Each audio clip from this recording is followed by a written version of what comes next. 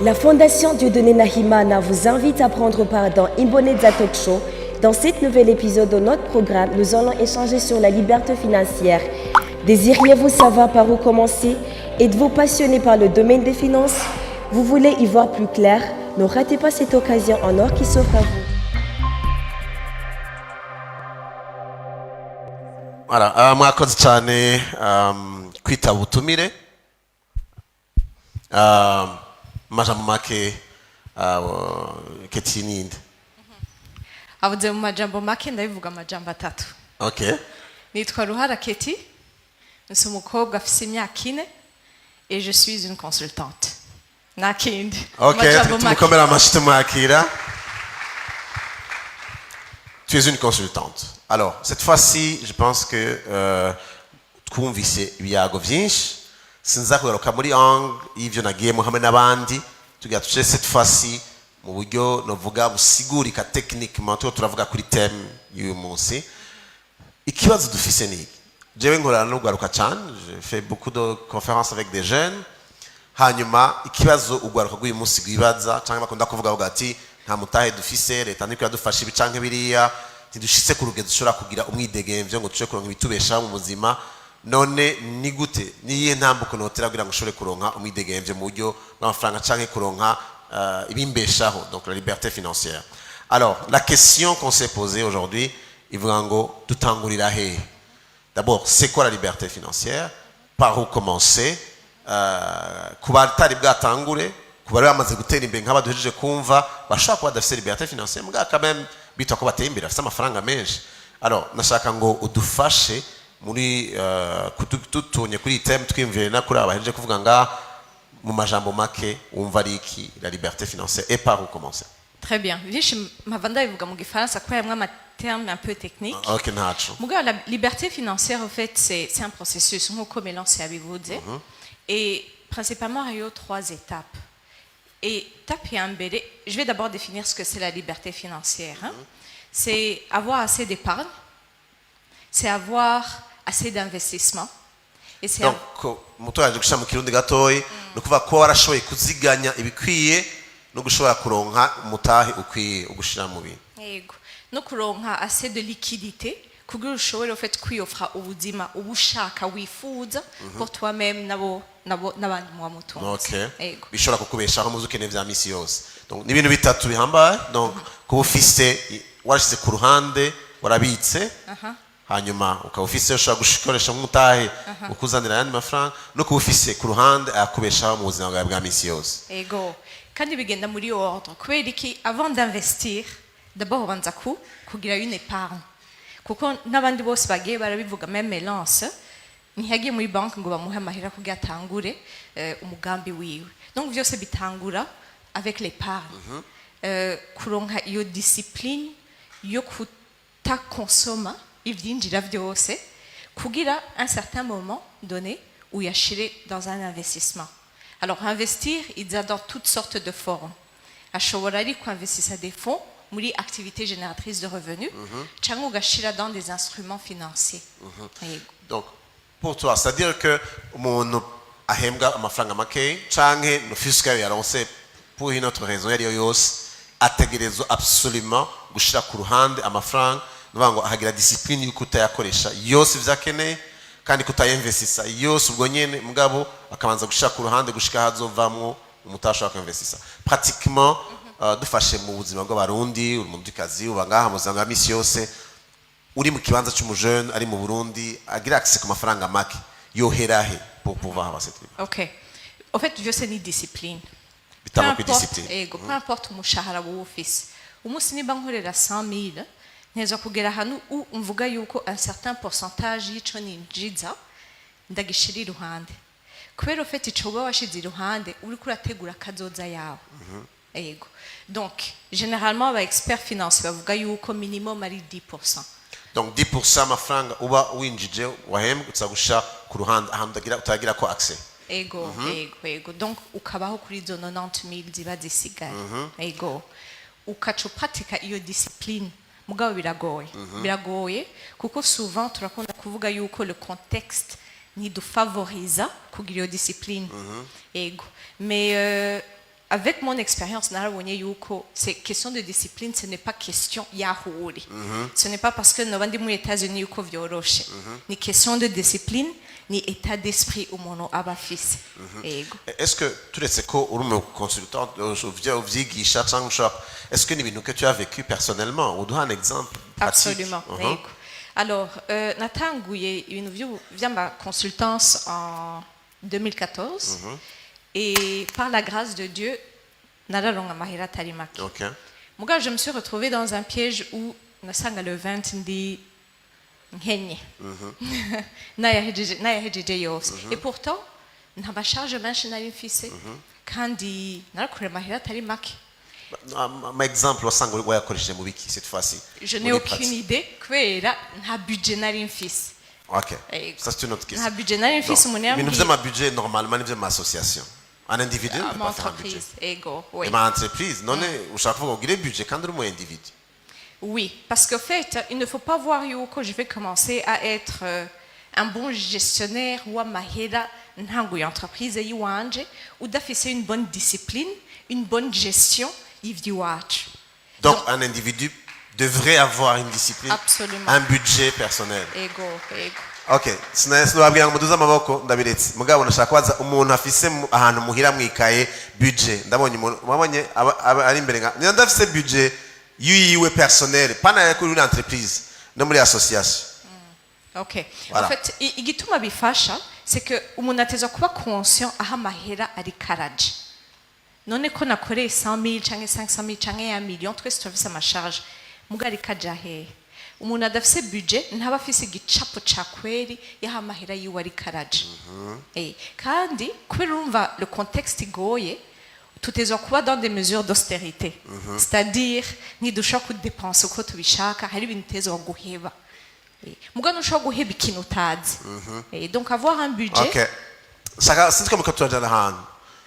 Avoir un budget ugomba kwiha discipline yavuze ko tuzagira discipline twese turashaka kuvuga OK je mu gitozo tuzagira discipline mugiye ngorane ntuzi icuheba mugufise liste mu ya budget yawe uravuga uti akakanda gakuyemo ahantu ari kugenda ndabikuyemo parce que urabibona aho vyanditse icambere ifo kugira budget yanditse ukamenya ico ukoresha amafaranga winjiza. Très bien. Absolument. Ego. Hama une fois yuko umaze kubona aha amafaranga yawe aja que ça soit personnel canke familial normalement kenshi uzosanga ivyuheba mugabo muri yo budget il faut qu'intégrer ya 10% ushaka kweparanya. Okay. Ukabibona comme une priorité kujya uterezwa kuriha loyer canke kujya uterezwa kuriha crédit logement canke amashure y'abana ukamenya yuko izi 10% ni indi priorité mu bindi. Donc tuza kuba muri ya ligne de budget harimo ya 10% utuza gushaka kuri épargne. Ego. Tendance kenshi dushaka kweparanya igisigaye. OK. Ngani gake bisigara mu Burundi. Donc c'est kuvyintégra kiri kare même avant de dépenser mu bindi. OK. Donc des fois abantu bashaka kubikora ku makonto aussi ils peuvent faire automatiquement de façon ko ubwira la banque timwebwe muzuze muri menya kwezi gushitse mu couper 10% sinzo nayabone ko ndasigaye muri compte. Est-ce que c'est cette façon pratique aussi de le faire? Oui, ça peut aider. Mugabo bitatangure mu mutwe naho wogira ma ordre de virement angana gute tuza kuyatora. Donc c'est une décision ufata kweri ki urabifitiye objectif. Nka bimwe Melance yatubwiye ni kwera mbafise objectif yuko nshaka gutangura une activité génératrice de revenus dans 2 ans. Naho umunsi ndi umusalarié ndabona ko nzoba nkeneye nk'umutahe wa 5 millions ntangura gubitegura hakiri kare. Okay. Hanyuma cette fois tugiye kuri point ya kabiri ko investissa nibiki bintu umuntu arabirako kugira ngo avuge ati OK cette fois yageze ko investissa muri yandi n'épargne canke nshobora gukora hano. Je ne suis pas mon expert muri investment. Kubera umuntu umwe wese arafise degré de tolérance ya risque. Kandi umwe wese arafise une certaine capacité de connaître les opportunités d'Ihad. Donc il y a plusieurs moyens de le faire. Il y a la parcelle, plus tard. Il y a une activité génératrice de revenus, il y a l'entrepreneuriat. Il y a beaucoup de tolérance, moins risque, muri compte en banque, compte ya épargne. Donc il y a plusieurs moyens yo kubikora gusa aho ubugeze ahantu uba utanguye kwimenya no kumenya quelles sont les opportunités uba ufise. Est-ce que vous personnellement mazatongira mugira investissement? Oui, mis à part mu bintu vya business, Okay. muri vya ma parcelle. uragira business mais en parcelle. Alors Non, ntavyo ngira narabitanguye. warabitanguye. Yego. Donc ça tu as fait un investissement, ça veut dire que tu achètes pour soit Revendre bâtir ou plus tard. vendre Yego. plus tard. Yego. Quel est le moment opportun où chacun nous dit il faut que je le fasse? Moi soit décidé ni qui nous qui déclenche le fait de dire je vais lâcher à ma femme un fils d'investir muri ikintu. Ouais personnellement ni qui nous qui déclenche? Est-ce que ni opportunité uza considérer gute ko ari opportunité uronse par rapport Ni le moment. le moment? Umuntu aba arimwo, tout comme ushobora kubona une autre opportunité. Peut-être il y a 2 ans nabona kimwe, muga muri umwanya ugasanga hari indi opportunité Okay. udesize gufata. Ah, d'accord. Ego. Est-ce que tu peux virer après? Quand vous dites, ok, nari nagiye domaine à ma parcelle, mugabo cette fois je me rends compte yuko ngira nje mu yindi domaine itandukanye n'izo parce que je viens de me rendre compte que ikintu kitazobana canke utazaguma muri iyo secteur nyene toujours. Non, non, non, il faut que ça soit attentif aux opportunités Okay. qui va dire aller sur le marché. Et aussi éviter une via ma copier-coller. Kubera nakaye yuko je na je ndabikora. Okay. Et il faut kuraba les opportunités pour toi-même aussi, ivyo ushoboye, ivyo ufitiye capacité yo gukora aussi la capacité financière. Okay. Ivyo imashoboye je ntavyo ushoboye. Okay. Mais il faut kwimenya hariyo ama facteur menshi uraba. Mais juste pour préciser pourquoi on investit. En fait, on investit ça kubera ubushaka yuko ico kintu qui kuguha un retour sur ton investissement, Okay. uronke ya ma liquidité ya yandi twavuze au 3e niveau, kugira ushe kwiha le style de vie ubushaka. Ah, donc, c'est-à-dire, tu investis dans une parcelle, ça te coûte, c'est pas quoi, 100 millions, mais urashaka kuyigurisha 150, mais c'est pas pour consommer 150. Non. Quand je dis investir, hein, tu n'investis pas mu kintu kimwe. Ok. Avec le temps, urasha mu bintu bitandukanye. Kandi ça ne veut pas dire yuko tu investis ufise 100 millions gusa. Nashobora kuba mfise 1 million, nkavuga je vais faire une petite activité génératrice de revenus, kuri agashobora kumpa 10 000 francs par jour. Okay. Ico ni kimwe. Nkaba mfise peut-être yindi 10 millions, nkahishira mu kindi. Okay. Nkaba mfise uwundi mutahe, nkawushira mu bindi. En fait, l'objectif c'est que vyose bikugénera des petits revenus, ushira hamwe kugira bishobore kuguha le style de vie, Okay. ubuzima bwa mwisi yose en fait. Ah, Ego. d'accord. Bon, en passant, tu peux ne pas me répondre, mais uravye ma investissement wigeze kugira mu buzima cyangwa ivyo warakoze ari consultant sangi, qu'est-ce qui t'a donné le plus de revenus igituma ushobora kubaho neza muri ivyo wagiye urakora? Est-ce que ça vaut la peine de le dire? Mais bon, est-ce que vous dites quand même ni à ma service, ni consultance, ni qu'est-ce qui t'a vous dites ndavye ivyamaye revenu ushobora gutuma ngira un bon style de vie, c'était quoi? Ok. Ni nka bimwe navuze tout à l'heure, c'est le moment tuba turiko turabamo n'ama opportunité aba ahari. Le domaine turimwo iracari un peu vierge, donc c'est plus bénéfique. Quel pour moi. domaine? De consultance. De consultance. Consultance, formation, kudu de la capacité interne des entreprises. Ego. Ubu muri ko kora consultance dans quel domaine? Change dans la planification stratégique. Planification stratégique. Qu'est-ce que tu fais concrètement kugira ngo bantu baguhembe? Wafashe iki? Élaborer un plan stratégique aussi simple que ça. Ok. Mais par exemple, juste kuri okan et gufasha les entreprises. Ninka bimwe milanse yavuze. Une entreprise à chaque fois c'est une vision, une destination. Tugomba gushika mu nyakabiga. Mais souvent il faut se poser la question aussi, à un moment donné, tu te dis comment je vais y arriver. Okay. Donc, en fait, nous, au processus, tout ça, de comment ils vont arriver à leur destination. Ah, d'accord. Donc, comme barivine bala fasha manu kolonga abakozi cyangwa mbwa mwebwe mafasha kugira une stratégie Pour l'entreprise. pour l'entreprise. Donc, vous payez pour ça. Oui, oui. Ok. En même temps, toi twanditse koko uri muri International Leadership Foundation. C'est quoi au fait? Est-ce que c'est aussi une consultance? Qu'est-ce que tu fais là-dedans? Oui, oui. C'est une organisation spécialisée dans le développement du leadership. Ok. Je suis consultante avec eux depuis 2014. Mon gars Nilino, il connaît un petit peu partout en Afrique. Ok. Donc c'est une autre consultance. Voilà. Il y en a une akandi kazi kagwa revenu. Pour revenir à ma question en fait, est-ce que umuntu atiza kuronka revenu imwe iva hanu hamwe cyangwa ashaka kuronka ama revenu atandukanye en même temps uri kuri avance. C'est même dangereux que l'on a un seul revenu. Hello. Ça c'est grave. Donc c'est dangereux d'avoir un seul revenu. Ukaba ufise ahantu hamwe hava ibigufasha mu buzima umushahara uhembwa, c'est dangereux, uri muri danger. Bariza uri ruhande yawe turi sure ko atari muri danger. OK. En fait, on n'a pas de contrôle ku bintu biba hanze, Okay. ibintu biri externe, on n'a aucun contrôle. Par exemple, Okay. le Covid, yaratweretse yuko on n'a aucun contrôle dessus. Mugabo umaze kudevelopa cette capacité yo gucréer plusieurs revenus, sources de revenus, biragufasha kuko naho ikimwe gipfa uguma ufise ibindi. OK. Yego.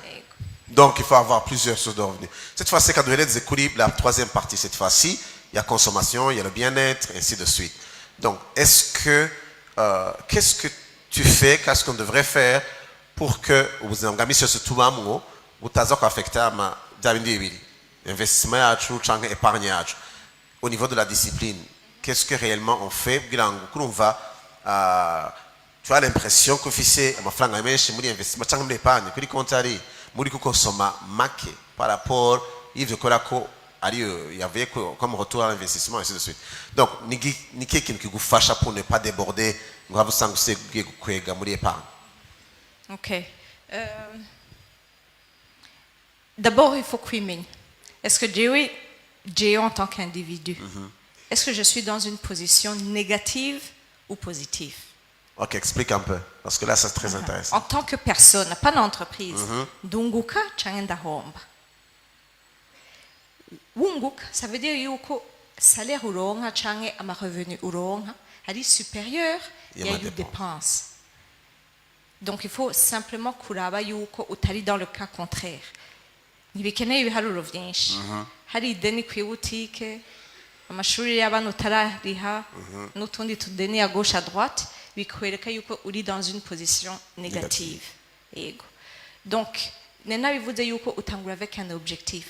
Iyo épargne, iyo discipline, ni kugira un jour uzoronke ide liberté financière twavuze. Okay. Et donc bitangura avec iyo discipline d'épargne, buke ukemera ugaheba ibintu bimwe bimwe kuko parfois twese turafise ama faiblesse, turafise aho twe exagère. Nka jewe ndexagera mu birato. OK. Et donc umwe wese arafise ahantu où on exagère. Kuvuga aha quand même il faut qu'on gabanya ahangabanya. Donc est-ce que tu touches au handu uzi ko c'est faiblesse cyangwa? Oui, kandi surtout atari une nécessité. OK. Yego. Alors, iyo ni exercice nagize imyaka myinshi ngerageza kubaza abantu. Ngafata umuntu ngamaza uhembwa amafaranga nga hanyuma ruwaye nangahe amafaranga gufungura nange ukwezi ayo urihira amashuri abana canke ainsi de suite. C'est très rare. C'est là que kenshi ndashika aho usanga umuntu le revenu affiché il est supérieur y'ingene y'amafaranga ya dépense. Donc sanga kenshi ivya dépense mengo niyo menshi gusumba yo injiza. Est-ce que iyo phénomène nayo haba habaye iki? Iyo phénomène ni vya bindi navuze yuko kutagira un budget ubona amahera yawe ari yakaraja ni hehe n'exagéra ni hehe nshaka kugabanya ni hehe ndo bafise amadeni kugira ntangure kuyagabanya aussi. Byose bigaruka kuri état d'esprit na discipline. État d'esprit na discipline. En fait, urafata une décision. Est-ce que je nshaka kuguma mba muri yo cercle vicieux ou nzoshika ndi proche à ma retraite, j'ai 55 ans, natangure kwimva mbe basha necessity zonkwira. Change nkatangura kudévelopper une discipline hakiri kare avec un objectif sur le court, moyen et long terme kugira nzoronke iyo liberté financière. OK. Donc c'est quelque chose que ça gutangura hakiri kare akiri muto. Donc je vais planifier. Donc cyambere twumvise yuko il faut avoir un budget. Tuko turageza kwiga par rapport ibintu twumvise abandi bamaze gushikako. Il faut avoir un budget ukamenya ama dépenses ya makuru ufise ariyo ukamenya ko muri yo budget hatsa kujamo épargne. Donc ukamenya ko hariho minimum 10% ushira ku ruhande uvuga uti aya ntegeza kuyabika kugira ngo ejo azomfasha kumfasha. Hanyuma umaze kubona ko amafaranga akwiye ukaraba opportunité ijyanye n'icyo ushaka gukora ukinvestisa. Hanyuma maze gutangura kugenera canke ayo washize ku ruhande kuri amushahara akaba ari uza gukoresha mu dépenses yawe ya misi yose ukaverifia ko utari muri négatif no kuvuga ko ta dépense plus que ce que tu gagnes. C'est-à-dire yuko tsakuraba iyo wisanze uri muri négatif Donc il faut absolument kugira quelque chose. La décision qu'il faut prendre ni yo kugabanya ma dépense. Absolument. Ok. Absolument. Ça veut dire qu'il faut aussi donner quelque part. Ok. Urahera ni umuntu. Ok. Hamuramaze kubona le stress qui vient avec uhera ni umuntu. Et donc c'est une décision où tu as deux choix. Est-ce qu'il y a un moment où ça t'a fait mal, un jour où ça t'a fait mal, de dire vraiment, je vois que j'ai de l'argent, mais je me donne une discipline de ne pas toucher à cet argent? Oui, Niviana vous dit tout à l'heure, j'avais des revenus. Quand on commence à être négatif le 20, Ok. Hacharabi au réflexe, c'est pas normal. Ok. Il y a quelque chose qui ne fonctionne pas bien. Donc, tu fais un budget ou la tango, tu changes à certaines choses. Quand on tango de manière simple, des petites enveloppes. Donc ça m'a fallu avoir 100 000 jamuni enveloppe à zokoliwi, ya kandi ka enveloppe aha, kandi ka enveloppe de manière ni système je na kwesheje kugira bimfasha. Ok. Ego. Est-ce que nous ou Nico ou fonctionne? Oh, yeah. Ah, vous quand même, Oh, yeah. c'est la banque qui fait ça. D'accord. Donc, bitara birebire gukoresha ama enveloppe. Kavuga uti aya namaze kwandika kwizina afise ni budgetaire ngaha muri ya tableau yanje ainsi de suite. Donc nakura ngaha nzoba nivye iyi ligne budgetaire. Donc, il nibaza ko nimande mva ko ari ibintu biri pratique tuko turiga kuri uyu mwanya nibaza ko ari kurabafasha c'est bien. Donc ça vaut la peine. Faut kumenya ingene ufata decision nawe ugira ngo guhera uyu munsi utangure kubikora ubishire mu ngiro. Keti nifuza ko tuzofata ubundi mwanya kumbere tuzagira une émission beaucoup plus longue. Amasara ariko aragenda ariko waduha ibintu biri byumvikana kandi biri pratique. Mais ngamba juste uvuge mu majambo make comme umucoach qui abona abarundi n'abarundikazi abajeune abakuze nigiki ubona muri rusange ubwira abantu uti iki kintu mu gikora ko ça va vous amener vers la liberté financière. Nawe amaze kwivuga déjà mugabo plus ou moins comme un conseil pratique. Comme ikintu umuntu ashobora kwiyumvira ko twagiye turabona amatémoignage n'amaparcours y'abantu bavuye mu milieu, mu background, mu famille atandukanye. La liberté financière ce n'est pas pour abantu bavukiye hajya bize hajya canke bari connecté à tel, non c'est pas ça. Byose bitangura mu mutwe ni état d'esprit. Twese tuba mu gihugu kimwe, c'est question de perspective. Est-ce que mba mu gihugu kigoye canke mba mu gihugu kimwe ama opportunité? Aba bose twabonye aha bagiye barabona les opportunités. Donc byose bitangura muri yo état d'esprit. Perspective uko tubona ibintu no kushikira iyo liberté financière ndaha ça veut pas dire ko nahashitse ko nashitse kuvyo nshaka vyose mugabo c'est un chemin, c'est un processus. Kandi byose bitangura par yo état d'esprit na décision yo kubona ibintu positivement. Très bien, reka tumukomera amashi menshi cyane aduhaye ibintu biri pratique byumvikana. Merci beaucoup.